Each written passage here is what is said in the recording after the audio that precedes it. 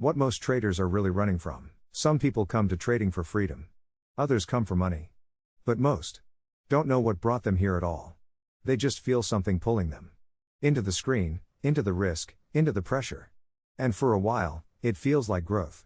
But the deeper you go, the more you start to sense something underneath it all. A quiet voice. A hidden reason. A feeling you can't quite name. This video is about that feeling. The one behind the overtrading. Behind the tilt. Behind the sudden collapses that make no sense. Because the truth is, most traders aren't just chasing profits. They're running from something. And until you face it, no amount of discipline, backtesting, or strategy will ever be enough. This video is not financial advice. Nothing in this story is a recommendation to buy, sell, or trade any financial instrument. This content is for educational and emotional awareness purposes only. Every trader is responsible for their own decisions and risks. Now let's begin. Chapter 1. The chase that doesn't end.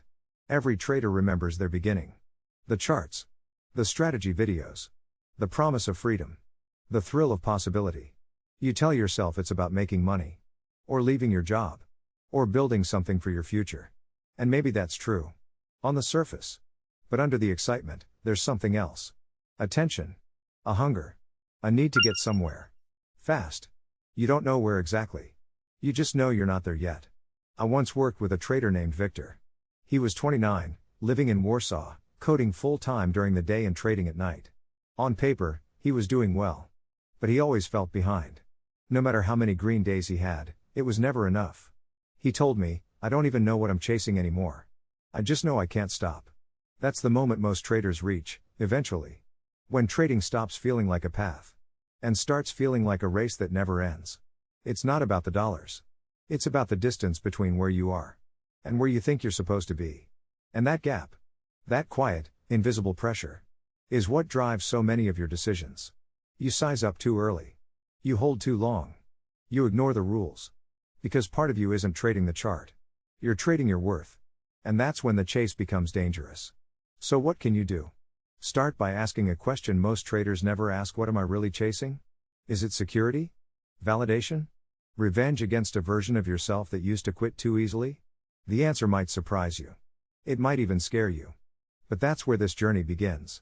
If this chapter spoke to you, pause for a moment. Ask yourself. Right now. What would it feel like to slow down? Not forever. Just for today. If that feels impossible, then maybe this isn't just about trading. And if you're willing, leave a comment. Write down one thing you feel you've been chasing without knowing why. Not for me. For you. That's how you take back control. Chapter 2. When improvement becomes self-rejection. Every trader wants to improve. That's what we tell ourselves. We study price action. We watch replays. We track metrics. We journal our mistakes. But underneath all that progress, there's often something darker going on. Because what we call improvement is sometimes just another form of self-rejection. I worked with a trader named Leah. She was 34, living in Brisbane, trading the US indices from her tiny studio apartment at 1 a.m. every night. Smart. Sharp. Disciplined. And absolutely exhausted. She journaled everything. Every trade. Every emotion. Every reason she wasn't good enough yet. She told me, "I just want to fix what's broken." But nothing was actually broken. Leah didn't need another rule.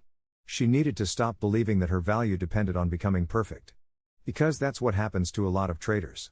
You tell yourself you're working on your edge. But really, you're working on you. Trying to erase the part of yourself that feels like it doesn't belong in this game. You punish yourself after a loss. You change your system after one bad day. You see other traders winning and feel like you're years behind. And so you grind harder. Study more.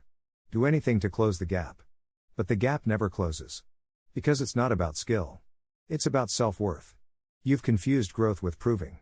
You've confused learning with shame. And that's where the spiral begins. Here's the truth most traders avoid: yes. You need discipline. Yes. You need structure. Yes.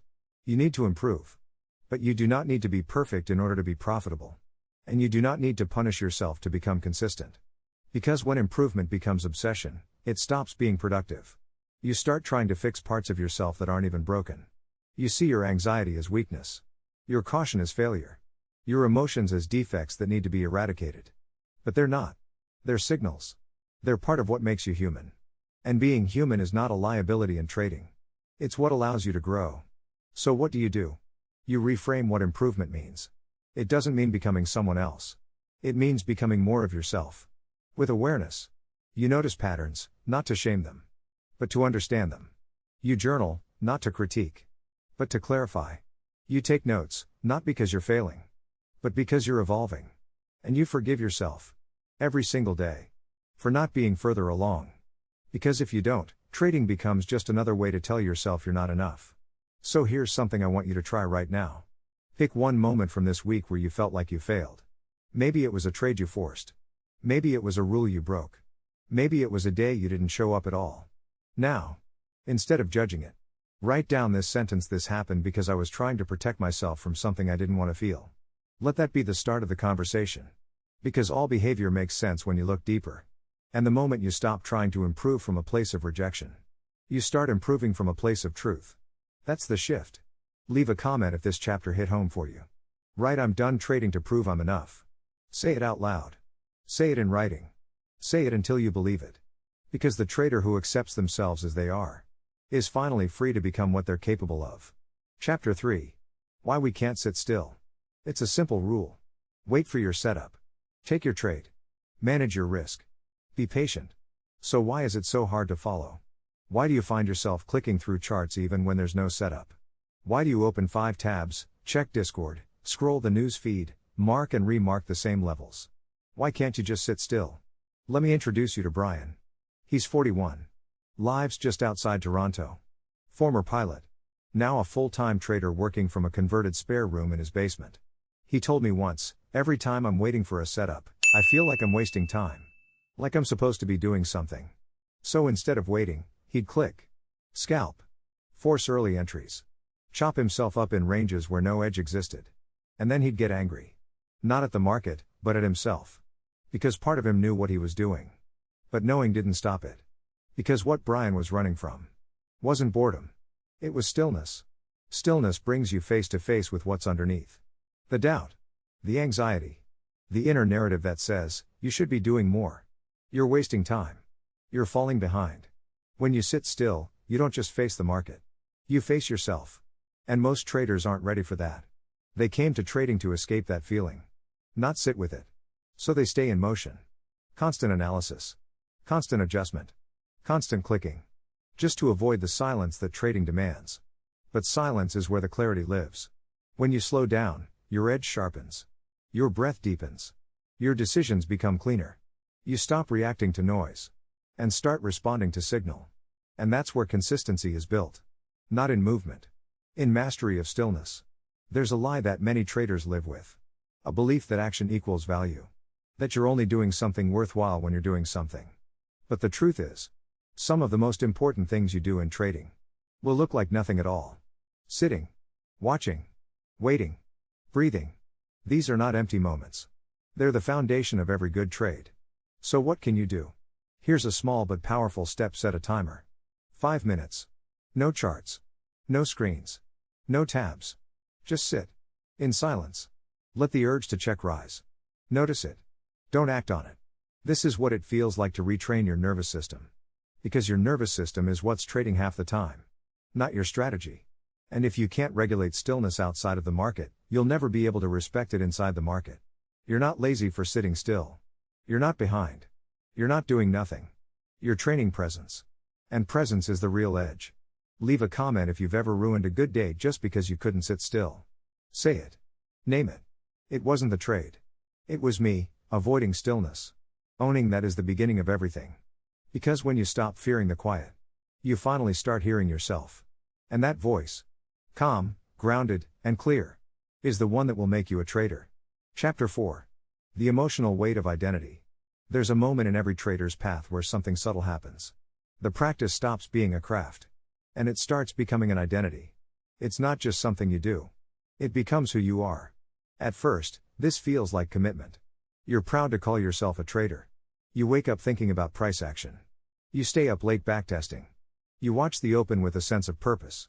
It feels good to finally belong to something. But over time, that identity can become heavy.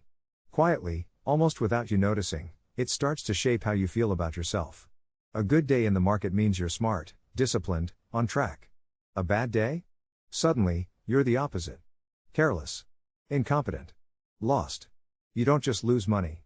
You lose worth. Because when trading becomes your entire identity, your performance stops being feedback. And starts becoming a verdict. I knew a trader named Jason. He was 37. Living in Dublin. He left a career in corporate sales because he wanted more freedom. More control over his time. More meaning. But trading didn't give him freedom. It gave him a new master. He told me, if I'm not trading well, I don't feel like I deserve to call myself a trader. And if I'm not a trader, I don't know what I am. That's the emotional weight of identity. It doesn't motivate you to get better. It pressures you to never fail. And when failure is inevitable. Because it always is. That pressure turns into shame. Shame is different from guilt. Guilt says, I made a mistake. Shame says, I am the mistake. And in trading, shame is the hidden cost that most people never talk about. You think you're avoiding losses. But what you're really avoiding is the feeling of not being enough. So you overtrade. You force setups. You break your own rules. Not because you believe in the trade. But because you can't bear to end the day feeling like a failure. That's the price of tying your identity to every outcome. So what do? You learn to separate your role from your worth. Trading is something you practice. It is a skill you develop. It is not a reflection of your character. It is not a measure of your soul. When you win, you executed well. When you lose, you made an error. Or the probabilities played out against you. Either way, you are still you. I often ask traders to finish this sentence when I'm not trading, I am still. And most of them struggle. Because they haven't built a life that feels meaningful without the charts. They haven't built an identity that's bigger than the wins and losses. And until they do, trading will keep controlling how they feel about themselves. If you recognize yourself in this, take a breath. You are allowed to be proud of your craft. But you are not required to make it your entire life. You can be a parent, a friend, a partner, a learner, a human. All of those identities matter, too. The day you stop measuring your worth by your last trade is the day trading becomes lighter. Not easier. Not always kind. But lighter. And you, finally, become free to see it as it really is, a game of probabilities. Not a game of proving yourself. Chapter 5. Avoiding loss. Or avoiding pain? Everyone says trading is about managing risk. Keep your losses small. Let your winners run. Respect your stop. Stay disciplined. And on the surface, that sounds simple. But the truth is, most traders aren't just avoiding monetary loss. They're avoiding something deeper. The discomfort of being wrong. The fear of looking foolish. The old, buried shame that comes up when you have to admit you misjudged something. Because loss isn't just about money. It's about pain. I once worked with a trader named Daniela. She was 45. Living in Barcelona, in a bright apartment overlooking the sea. On paper, she was thriving. A strong strategy, years of experience, enough capital to weather bad months. But she had one recurring problem: she wouldn't take her stops. Whenever a trade moved against her, she'd freeze. Hoping the market would turn back around. Hoping she wouldn't have to feel the sting of closing red. One afternoon, she held a losing position until it wiped out an entire month of gains. When we spoke later, her voice was small. It wasn't about the money, she said. I just couldn't stand that feeling again. That's when it clicked for her. The fear wasn't the loss. The fear was the pain. And she's not alone. Think about your own trading. How many times have you broken a rule, not because you thought it was smart, but because you couldn't bear the discomfort of locking in a negative outcome? How many times have you chased a trade right after a stop out, desperate to erase the feeling of failure? That's not strategy. That's avoidance. And avoidance is the most expensive habit you'll ever build. Because when you avoid pain, you don't actually protect yourself. You multiply the damage. One small loss becomes a big one. One bad day becomes a meltdown. One moment of hesitation becomes a pattern you carry for years. All because you couldn't face a moment of discomfort. So what can you do? It starts with reframing loss. Loss is not a verdict. It's not proof that you're incompetent. It's not a punishment for being imperfect. It's information. It's a cost you pay to stay in the game. It's the tuition every professional trader has paid, over and over. Here's something you might try the next time you take a stop: pause before you look for another trade. Sit with the feeling. Ask yourself, what am I actually afraid of right now? You'll notice it's not the dollar figure. It's the story you tell yourself about what it means. That story, I'm failing. I'll never get this right. I'm not cut out for this, is where the real pain lies. But a stop on its own is neutral. It's just part of the process. I often remind traders that avoidance has a cost. When you refuse to feel a small discomfort, you create a bigger one. When you won't accept a modest loss, you invite a catastrophic one. When you hide from shame, you end up building a trading style designed to protect your ego instead of your capital. But there's another way. You can feel the loss. You can let it burn for a moment. And you can decide not to run from it. This is how you build resilience. Not by pretending you don't care. Not by numbing yourself. But by proving to yourself, day after day, that you can handle the feeling you thought would break you. And when you can handle it, you don't need to avoid it. That's when you finally start trading with clarity. Not because you never lose, but because you're no longer afraid to. Chapter 6. The subtle cost of comparing yourself to others. Comparison is one of the quietest poisons in trading. It doesn't always show up as envy. Sometimes it just sounds like curiosity. You watch someone on Twitter posting screenshots of their equity curve. You check a Discord channel and see a trader celebrating a big day. You read an interview with a fund manager who scaled an account tenfold.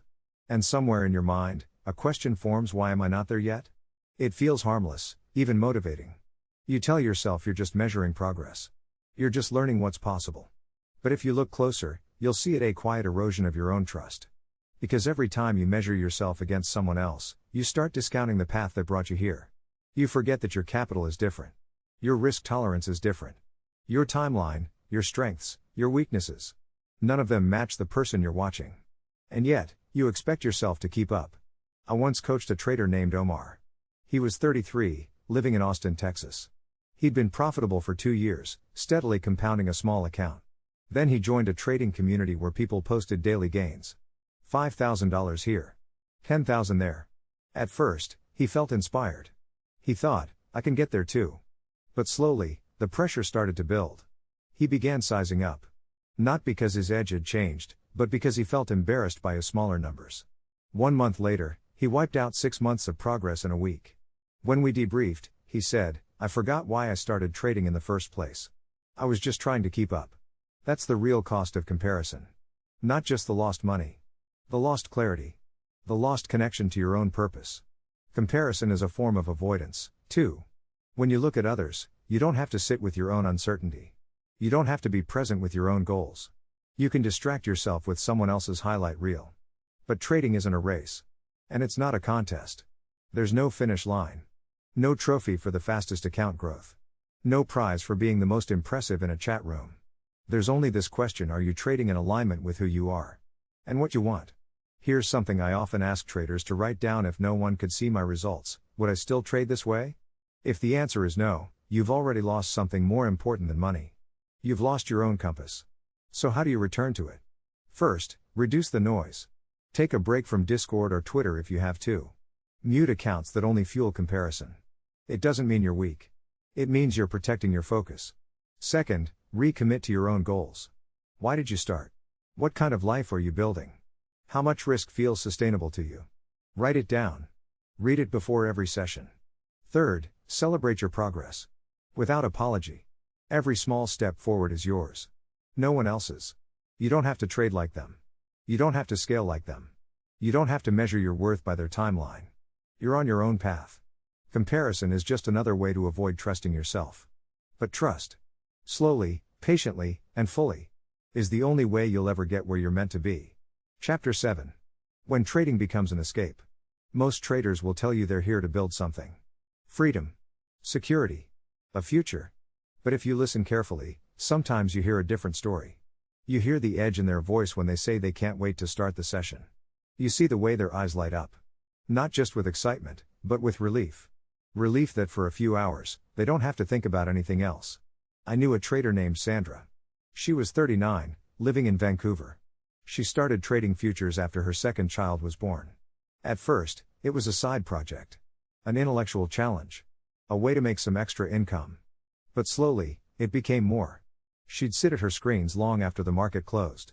Rewatching replays. Scrolling through her journal. Refreshing her statement every 10 minutes. One night, her husband asked, "Why can't you step away from the computer?" She didn't answer. Because the truth was, she didn't want to face what she was running from: the tension in her marriage. The uncertainty about her career. The feeling that her life was smaller than she'd imagined. Trading wasn't just an opportunity. It was an escape. That's more common than you think. For many, the market becomes the one place they feel powerful. When everything else feels out of control, the charts are predictable. You can click. You can act. You can chase that momentary sense of purpose. Even when you're losing, at least you're doing something. But trading as escape has a cost. Because when you trade to avoid your life, you stop seeing the market clearly. You don't wait for setups. You don't respect your rules. You treat trading like a shelter. Somewhere to hide from feelings you don't want to confront. And eventually, it becomes another source of pain. Because no matter how many hours you spend here, the life you're avoiding is still waiting when you close the platform. I often ask traders a simple question: if your life felt fulfilling, would you still trade the same way? Some say yes. But many pause. Because they realize their screen time isn't just about discipline or ambition. It's about escape. So what can you do? First, be honest about what you're using trading to avoid. Write it down. Name it without judgment. Maybe it's loneliness. Maybe it's regret. Maybe it's the fear of failure somewhere else. There is no shame in this. Only awareness. Second, set boundaries around your sessions. Create clear start and stop times. Take days completely off. Force yourself to re-engage with your real life. The one that matters more than any chart. Third, build something outside of trading that gives you purpose. A hobby. A friendship. A project. Something that reminds you that you are more than a trader. You are a human being with needs that can't be met by price action alone. Sandra eventually scaled back her trading hours. It was hard at first. She felt restless. Guilty. But over time, she realized she was building the thing she thought trading would give her: a life that felt honest. Whole. True. Trading should be part of your life. It should never be an escape from it. Because the moment you start hiding here, you stop growing. In every way that matters. Chapter 8. The hidden fear of starting over. Every trader has a moment when it feels like nothing is working. You've tried different setups. You've adjusted risk. You've studied the books. And still, your results stay the same. It's frustrating. It's humbling. But beneath the frustration, there's something even harder to admit: a fear that if you let go of everything you've built, you'll have to start over. And that feels like losing everything. Your progress, your identity, your time. I worked with a trader named Devon. He was 42, living in Manchester, trading currencies for nearly a decade. He'd spent years building an approach he could be proud of. The problem was, it didn't work anymore. The market changed. Volatility changed. His edge faded. Every month, he told himself, I just need to tweak this one thing. But deep down, he knew it was bigger than that. He needed to rebuild. The thought made him sick. He said, it's like admitting I wasted 10 years of my life. That's the hidden fear, that starting over means all those hours, all that effort, were pointless. But that's not the truth. Nothing you learn in trading is wasted. Every strategy you try sharpens your understanding. Every mistake teaches you about yourself. Every failed approach is a stepping stone. Not a dead end. But ego doesn't want to hear that. Ego wants to preserve the illusion that you've got it figured out. That you're already established. That you're too advanced to have to begin again. So you cling to old methods. You keep applying tools that no longer serve you. You tell yourself you're refining. But really, you're avoiding. Because to admit you need a clean slate feels like admitting defeat. But sometimes, starting over isn't failure. It's maturity. It's the courage to say what got me here won't get me where I'm going. And that one sentence can change everything. If you're feeling this fear, here are a few things you can do. First, write down everything you've learned in your journey so far. Every concept. Every skill. Every insight. See it in black and white. Remind yourself it's not disappearing just because your strategy changes. Second, set a fresh start date. Mark it on your calendar. On that day, you'll stop trading the old way. For real. You'll commit to testing a new approach without apology. Treat it as a rite of passage. Third, tell someone you trust. Speak it out loud: I'm letting go of what isn't working. I'm willing to rebuild. When you declare it, the shame loses its grip. Fourth, create a 30-day experiment. Instead of thinking you must find the perfect strategy forever, give yourself a window. 30 days to test, observe, and reflect. Without the pressure of permanence. This frees you to learn without fear. Fifth, remind yourself that in trading, and in life, you will start over many times. Markets evolve. You evolve. It's normal. It's not proof you failed. It's proof you're still here. Still learning. Still humble enough to adapt. Devon eventually stepped back from his charts for 2 months. When he returned, he rebuilt from the ground up. It was slow. It was uncomfortable. But he told me later I finally stopped measuring myself by how long I'd been doing this, and started measuring by how honest I was willing to be. That's what starting over really is. Not a loss. A reclamation of your integrity. If you're standing on that edge right now, know this: you are not alone. And the courage to begin again might be the thing that sets you free. Chapter 9. The comfort of staying stuck. No one says it out loud, but sometimes staying stuck feels safer than moving forward. You keep telling yourself you're close to a breakthrough. That one more tweak will fix everything. That you just need a little more data. Or time. Or discipline. But underneath all those excuses, there's often a quieter truth: you're comfortable in the struggle. I worked with a trader named Malik. He was 35, living in Chicago, trading options on the SANP. Every week, he'd tell me he was about to make a major change, switching his strategy. Cutting his size. Finally accepting smaller gains instead of chasing home runs. But month after month, he stayed exactly where he was, stuck in the same cycle of overtrading and regret. When I asked him what kept him there, he said something I've never forgotten: at least when I'm struggling, I know what to expect. If I really try to change and fail, then I have nothing. That's what a lot of traders don't want to admit: stagnation is familiar. It feels like control. If you never fully commit to a new path, you never have to risk the disappointment of it not working. This is how you end up stuck for years. You tell yourself you're working on it. You keep researching new systems but never testing them. You watch hours of education videos without taking a single trade. All because taking real action means confronting your deepest fear: what if I try my best and it's still not enough? That fear is human. It makes sense. But it will keep you small forever if you let it.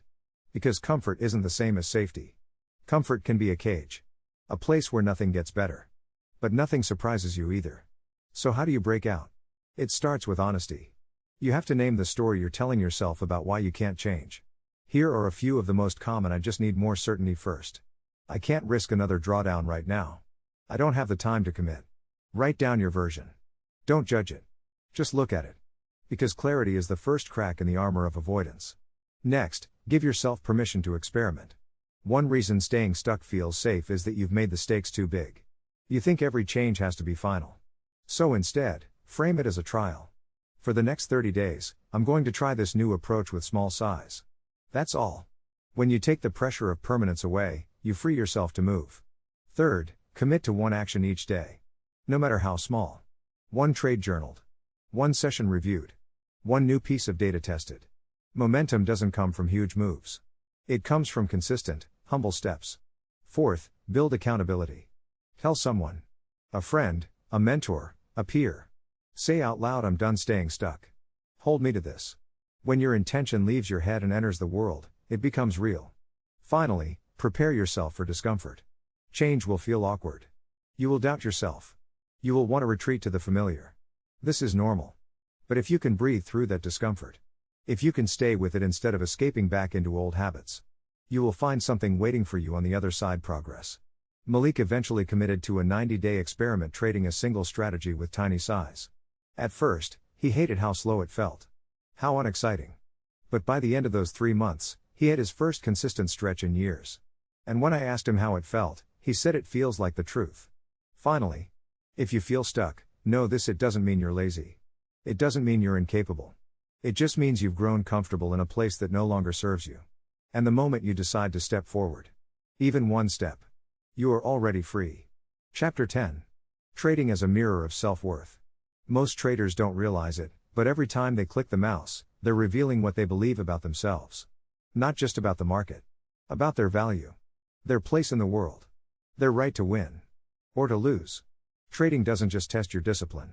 It reflects your self-worth. I worked with a trader named Annika. She was 32, living in Berlin, trading Nasdaq futures. Brilliant, detail-oriented, a perfectionist by nature. But no matter how strong her setups were, she struggled to hold her winners. She would take profits early, every time.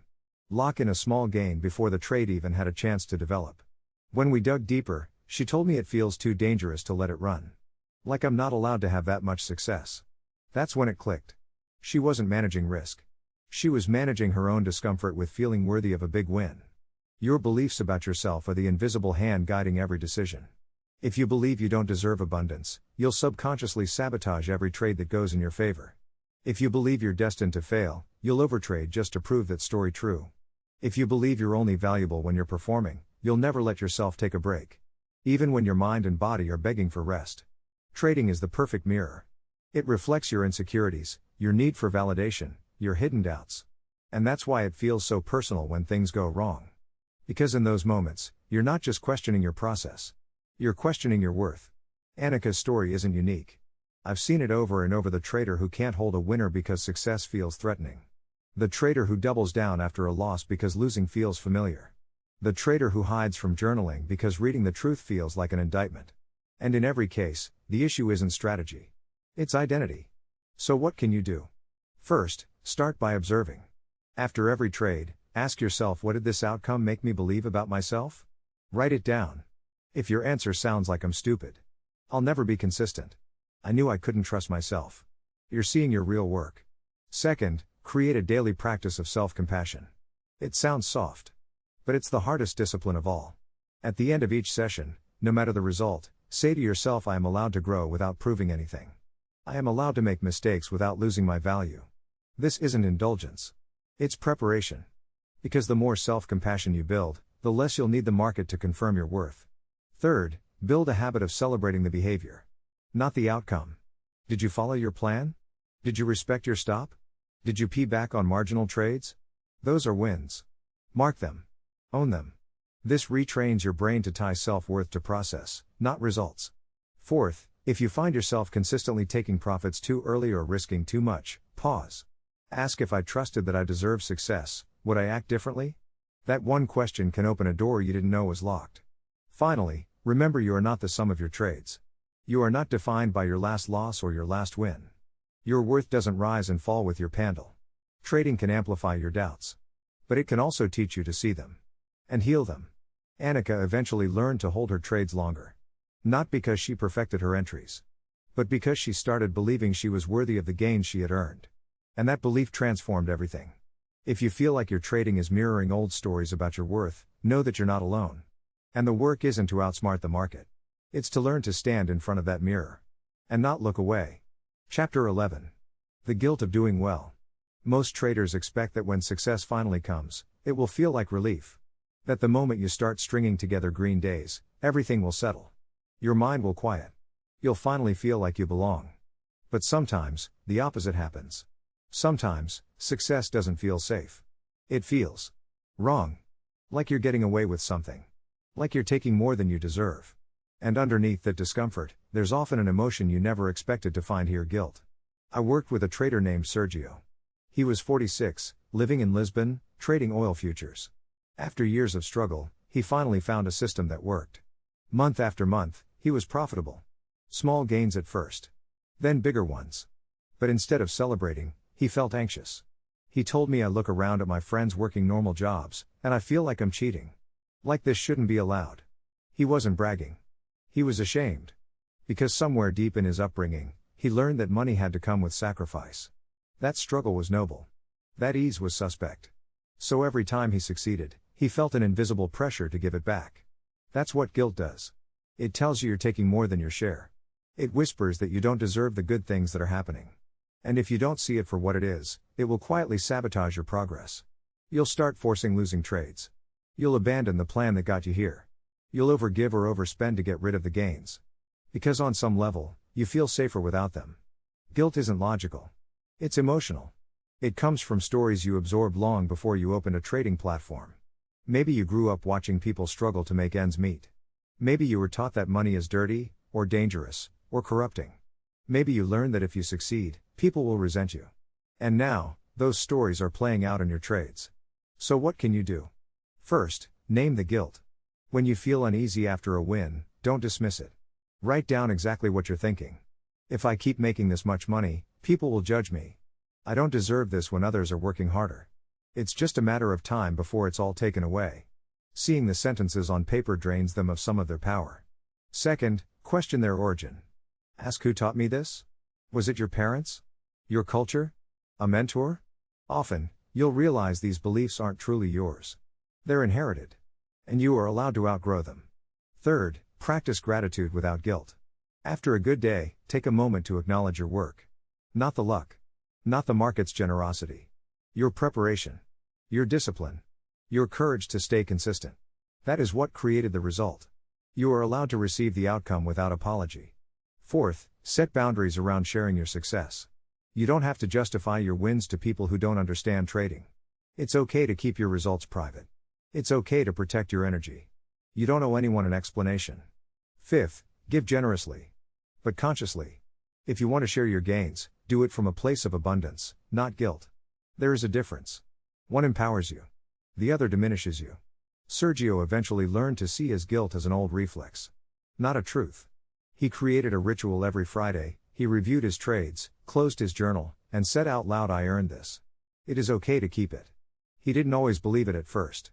But over time, he did. And with that acceptance came a new kind of stability. If you feel guilty about doing well, know this: you are not taking too much. You are not cheating the system. You are reaping the reward of courage, patience, and skill. And you are allowed to keep it. Chapter 12. The fantasy of the perfect trade. Every trader has imagined it. The perfect trade. The entry so clean it feels inevitable. The risk so tight it barely shows on the chart. The exit that nails the top or bottom of the move. The moment you finally feel like you've transcended all doubt. It's a powerful fantasy. One that keeps you searching, refining, hesitating. And it's one of the most common reasons traders stay stuck. I knew a trader named Chloe. She was 28, living in Melbourne, trading currency pairs in the London session. Methodical. Disciplined. Almost too disciplined. Because for her, no setup ever felt good enough. She'd watch price approach her level, then freeze. She'd second guess her preparation, her plan, her conviction. And by the time she finally convinced herself to enter, the trade was halfway to the target. This happened over and over, for months. When I asked her why she kept hesitating, she said, "I just want to be sure it's the right trade." But what she meant was, "I'm waiting for a moment that feels perfect, so I never have to feel regret." That moment doesn't exist. Because trading is never clean. It's never certain. It's never free from risk. No matter how good your setup is, there will always be doubt. There will always be the chance that this is the time it doesn't work. And if you're unwilling to act until you feel perfect certainty, you will spend your career watching from the sidelines. The fantasy of the perfect trade is comforting. It lets you believe there's a version of this game where you don't have to feel vulnerable. Where you can click the button without any fear. Where your preparation guarantees the outcome. But that version doesn't exist. The truth is simpler and harder. You will never escape uncertainty. You will only learn to act in spite of it. Here are a few practical ways to start. First, define what a valid trade looks like in advance. Make a checklist of the objective criteria. If the checklist is met, you enter. No debate. This removes the emotional fog that grows when you're trying to feel your way into conviction. Second, reframe the purpose of a trade. The goal is not to find perfection. The goal is to execute a repeatable process. You're not proving your brilliance. You're practicing consistency. Third, set a limit on how long you can deliberate. For example, once my level is reached, I have 60 seconds to decide. Any longer, and you're indulging the fantasy that more time will make the decision feel safer. It won't. Fourth, keep a journal specifically for hesitation. Every time you skip a valid trade, write down, why did I hesitate? What was I afraid of? What was I hoping to feel that I didn't feel? This practice will show you that the same patterns repeat. Once you see them clearly, you can start to dismantle them. Fifth, practice entering with partial size. This lowers the stakes enough that you can act, even when it doesn't feel perfect. Over time, you'll build confidence in your process. Not in your need for flawless setups. Chloe eventually committed to a rule: if her plan aligned, she took the trade. Even if she still felt doubt. Her results improved. Not because her trades became perfect, but because she stopped demanding that they be. And she stopped demanding that she be perfect, too. The perfect trade is a myth. It's a story your mind tells you to keep you safe. But safety isn't the point. Progress is. If you're willing to act in the presence of uncertainty. If you can feel the fear and click anyway. You'll discover something you never find chasing perfection: a quiet confidence that doesn't depend on any single trade. That's what makes you a professional. Chapter 13. The story you tell yourself about failure. Failure is inevitable in trading. Everyone knows that. Everyone says it. But knowing it intellectually isn't the same as accepting it emotionally. Because when the loss comes, and it always does, you don't just see a red number. You see a story. A story about who you are. A story about what you're capable of. A story you might have been carrying long before you ever placed a trade. I once worked with a trader named Marcus. He was 44, living outside Stockholm, trading futures part-time while running his own business. He was consistent most weeks, but every time he had a losing streak, he spiraled. One afternoon after 3 losing trades in a row, he sent me a message. I knew this would happen. I'm not cut out for this. When I called him, he was already talking about closing his account. I asked him to read back exactly what he had written. He went silent for a moment. Then he said quietly, "It sounds like I've already decided I'm a failure." That's what so many traders do. They take a normal, expected setback, and turn it into a personal verdict. I'm not disciplined enough. I'm never going to get this right. I always screw up when it matters. The loss itself is just a number. But the story you attach to it is what creates the real pain. And when you're stuck in that story, you don't just lose money. You lose perspective. You stop seeing the data objectively. You start seeing evidence that confirms your fear. You stop asking, "What can I learn?" and start telling yourself, "This is proof I'll never succeed." That belief is far more destructive than any bad trade. So what do you do when failure feels like proof you're inadequate? First, learn to separate the event from the story. After every loss, write down exactly what happened. Then, on a separate line, write down what you made it mean. For example, I got stopped out because volatility increased. Versus I got stopped out because I'm an incompetent trader. This distinction is everything. One is data. The other is shame. Second, normalize setbacks. Before you start each session, remind yourself, today, I might lose money. That is part of the process, not a sign of failure. Say it out loud if you have to. You're not preparing for disaster. You're reminding yourself that risk is built into the game. Third, adopt a recovery ritual. Instead of scrambling to fix the loss, step away for 15 minutes. Walk outside. Drink water. Breathe. Give your nervous system time to reset before you make another decision. This one habit can save you from the spiral more often than you think. Fourth, track your resilience. Most traders only track Pandal. But you should also track how you responded to losses. Did you follow your plan? Did you size appropriately? Did you avoid revenge trades? These are the real metrics of growth. Fifth, remember that failure doesn't mean you're broken. It means you're learning. Even the most experienced traders face drawdowns. What separates them isn't that they never fail. It's that they refuse to turn failure into identity. Marcus eventually created a rule for himself: no matter how bad a session feels, I will wait 24 hours before deciding what it means. That pause gave him space to see the truth. Most failures are just feedback. Not judgments. Not sentences. Just signals. If you can learn to tell a different story about failure, you will discover something unexpected. You're far more resilient than you think. And no setback, no matter how big, has the power to define you. Only you can do that. Chapter 14. The relief of letting go. There comes a point in every trader's journey when you're faced with a choice: keep fighting to control everything, or finally surrender to what you can't. It doesn't happen all at once. It happens quietly. The moment you realize your need to be right has cost you more than any losing trade ever could. I knew a trader named Priya. She was 40, living in Singapore, trading gold futures for nearly 7 years. Disciplined, relentless, meticulous. But also exhausted. Every day felt like a test she was failing. She'd double-check every entry. She'd sit up at night replaying losses. She'd look for explanations in every tick. She told me once, "I feel like if I can just understand everything, I'll finally feel calm." But she never did. Because calm doesn't come from control. It comes from letting go. Most traders think letting go means giving up. Or being lazy. Or lowering your standards. But it's the opposite. Letting go is the discipline to accept reality without fighting it. It's the moment you stop trying to bend the market to your will. You stop believing your worth depends on the outcome of a single trade. And in that space, something shifts. The tension lifts. The fear softens. And you discover a feeling you forgot existed: relief. Letting go doesn't mean you stop caring. It means you stop clinging. You still show up. You still prepare. You still follow your plan. But you release the story that you must win to feel safe. That you must be perfect to be worthy. Here are a few ways to practice letting go. First, create an end-of-day ritual. When you finish trading, close all platforms. Write one sentence about what you did well, and one about what you'll improve tomorrow. Then shut it down. No more rehashing. No more analysis. This signals to your mind that the work is done. Second, limit your need for constant certainty. Pick a time each week. Maybe Sunday afternoon. To review your performance. Outside of that time, resist the urge to micro-analyze every decision. This trains your brain to tolerate uncertainty without compulsive checking. Third, adopt the mantra: I can't control the outcome. I can only control my actions. Say it before every session. Because the more you remind yourself, the easier it becomes to trade with clarity. Fourth, Release the idea that your progress must be linear. You will have setbacks. You will have seasons where nothing works. This doesn't mean you're failing. It means you're evolving. Fifth, give yourself permission to take breaks. You don't have to be in the market every day. You don't have to force productivity when your mind is tired. Sometimes the bravest thing you can do is step away. Priya eventually set a rule for herself: no trading outside my planned hours. No reviewing trades after dinner.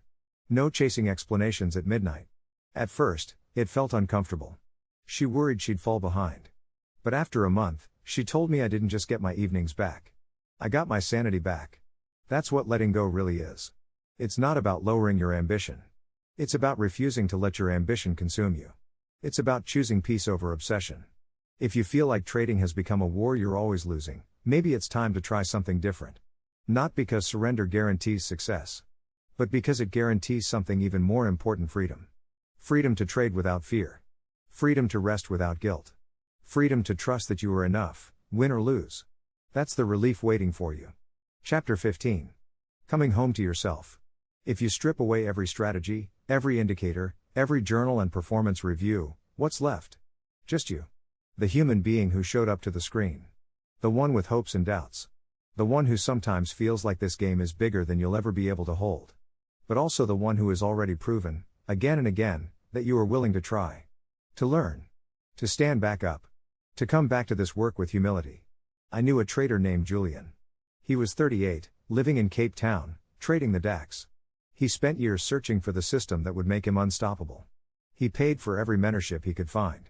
He bought software, attended seminars, watched every video. But he never felt settled. One afternoon, after a long session of chasing losses, he shut his platform and sat in silence. And he finally asked himself the question he'd been avoiding: what if I already have everything I need to trade well, but I don't trust myself enough to see it? That's what this journey is, in the end. It's not just about technical competence. It's about returning to yourself. About realizing that no amount of tools or knowledge will compensate for a lack of self-acceptance. Because if you believe you're inadequate, you will keep looking for something outside you to make you feel worthy. And you will never find it. Coming home to yourself means understanding that you are not your pandal. You are not your last trade. You are not the opinion of anyone on Twitter or in a Discord room. You are a whole person, with wisdom, with resilience, with a capacity for growth that doesn't depend on any chart. Here are a few ways you can begin this process. First, write down why you started trading in the first place. Not the polished answer you'd share with others. The real one. What were you hoping this would give you? Freedom? Validation? A sense of purpose? Be honest. Because when you know what you were seeking, you can stop letting it unconsciously drive you. Second, create a daily ritual of reconnection. Before each session, take 5 minutes. Close your eyes. Breathe. Repeat to yourself: I am allowed to learn without proving. I am allowed to grow without shame. I am allowed to trade without becoming my results. You'll be amazed at how this softens the urgency. Third, build a life outside trading. This is not optional. Find something that brings you joy that has nothing to do with markets. A hobby. A friendship. A cause you care about. Because the more you anchor your identity in many places, the less trading has the power to define you. Fourth, track your emotional wins. Each day, ask yourself: where did I show up with integrity? Did you honor your stops? Did you step away when you were tilted? Did you let yourself rest? These are achievements, too. Fifth, be patient. Coming home to yourself is not a weekend project. It's a practice. A commitment to stop outsourcing your worth. Julian eventually stopped trying to find the perfect system. He simplified everything. He started trading smaller size. Fewer instruments. More intention. And over time, he noticed something he hadn't felt in years: peace. Not because he finally mastered the market, but because he stopped needing the market to prove anything. If you take nothing else from this video, take this: you don't have to keep running. Not from your fear. Not from your past. Not from the parts of you that still feel uncertain. Because trading will never give you the feeling of wholeness you're seeking. That feeling is yours to claim. And it starts when you decide to come home to yourself. Just as you are. Final words. Maybe you thought trading would be about freedom. Or money. Or the satisfaction of mastering something few people understand. And maybe it still is. But along the way, you've discovered that this work asks more of you than any other pursuit. It asks you to see yourself without illusions. To face your doubts. To name the stories you've been carrying for years. And, hardest of all, to stop running from them. Because no amount of profit can protect you from the parts of yourself you refuse to meet. No perfect strategy will silence the voice that says you're not enough. No winning streak will erase the fear that it could all disappear tomorrow. What does change that? Is the willingness to look inside. To ask, what am I really seeking when I trade? What am I hoping to avoid? Who am I without the screen in front of me? If you're honest, those questions will feel uncomfortable. They should. Because this is not just a game of numbers. It is a practice of self-awareness. And maybe, as you keep walking this path, you'll realize that the real success in trading isn't measured in dollars. It's measured in how willing you are to face yourself. To stand in front of the mirror. Clear-eyed, unguarded. And say, I'm still learning. And that is enough. Thank you for spending this time with me. If any part of this resonated with you, consider taking one small step today. Pick just one of the practices you heard. Write it down. Commit to it for the next week. Because insight without action is just another way to stay comfortable. And you deserve more than comfort. You deserve the freedom that comes when you stop running. And finally come home to yourself.